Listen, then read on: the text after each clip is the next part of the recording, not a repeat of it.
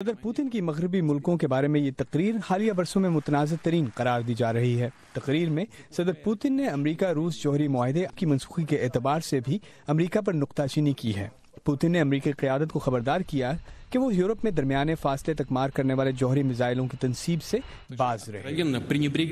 امریکہ نے دیدہ و دانستہ طور پر درمیانے فاصلے کے جوہری ہتھیاروں کے معاہدے کی شرائط کو نظر انداز کیا ہے۔ معاہدے میں واضح طور پر تحریر ہے کہ دونوں فریق درمیانے فاصلے کے میزائلوں اور ان کو لانچ کرنے کی تنصیبات کو ختم کریں گے۔ روس کے دونوں ایوانوں پر مشتمل وفاقی اسمبلی میں بدھ کو اپنے اسٹیٹ آف دی نیشن خطاب میں روسی صدر نے کہا کہ روس نہ صرف ان یورپی ممالک کو ہدف بنائے گا جن میں یہ امریکی میزائل نصب کیے جائیں گے، بلکہ وہ خود امریکہ کو بھی نشانہ بنائے گا۔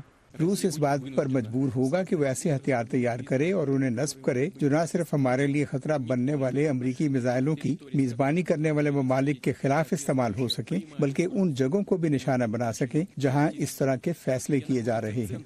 صدر ٹرمپ نے امریکہ اور اس کے اتحادی ممالک کی طرف سے روس پر سرد جنگ دور کے جوہری معاہدے کی خلاف ورزیوں کا الزام عائد کرتے ہوئے 2 فروری کو روس کے ساتھ INF معاہدہ منسوخ کر دیا تھا۔ یہ جوہری ہتھیاروں سے متعلق روس کے ساتھ انتہائی اہم معاہدہ تھا۔ روس نے امریکہ کے سیکیورٹی مفادات کو خطرے میں ڈال دیا ہے اور امریکہ اب اس معاہدے کا پابند نہیں رہا کیونکہ روس شرمناک حد تک اس معاہدے کی خلاف ورزیاں کر رہا ہے۔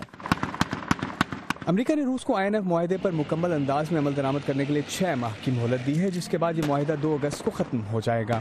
نیٹو ممالک کا کہنا ہے کہ روس 9M729 میزائل سسٹم تیار کرتے ہوئے اس معاہدے کی صریح خلاف ورزی کا مرتکب ہو رہا ہے، اور مغربی اتحادیوں کا کہنا ہے کہ اس خلاف ورزی سے یورو اٹلانٹک سیکیورٹی کو شدید خطرے لاحق ہو گئے ہیں۔ ایگور سخینینکا کی رپورٹ کے ساتھ امان اظہر، وائس آف امریکہ۔